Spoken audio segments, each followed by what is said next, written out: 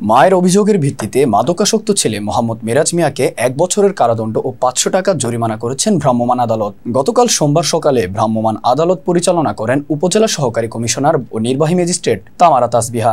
মাদকাসক্ত মোহাম্মদ মিরাজ মিয়া কিশোরগঞ্জের কাটিয়াদি পৌরসভার ৮ নং ওয়ার্ডের হালুয়াপাড়া মহল্লার মোহাম্মদ ফরিদ মিয়ার ছেলে। মাদকাসক্তের বাবা মোহাম্মদ ফরিদ মিয়া জানান, আমার ৪ ছেলে ও ২ মেয়ের মাঝে তৃতীয় ছেলে বখাটেদের সঙ্গে মিশে গাঁজা সেবন করে। গাঁজার টাকার জন্য প্রায় আমাকে ও তার মাকে মারধর করে। ছেলের অত্যাচারে অতিষ্ঠ হয়ে আমি ও আমার স্ত্রী নির্বাহী ম্যাজিস্ট্রেটের কাছে অভিযোগ করি। কটিয়াদি পৌরসভার ৮ নং ওয়ার্ডের কাউন্সিলর জাহাঙ্গীর হোসেন কাকুন জানান, বাবা মায়ের অভিযোগের প্রেক্ষিতে মিরাজ মিয়াকে ভ্রাম্যমাণ আদালতের মাধ্যমে সাজা প্রদান করা হয়েছে।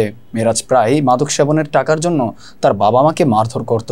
উপজেলা সহকারী কমিশনার ও নির্বাহী ম্যাজিস্ট্রেট তামারা তাসবিহা জানান, অভিযোগের ভিত্তিতে সোমবার সকালে ভ্রাম্যমাণ আদালত পরিচালনা করে মাদকাসক্ত মিরাজ মিয়াকে আটক করা হয়েছে।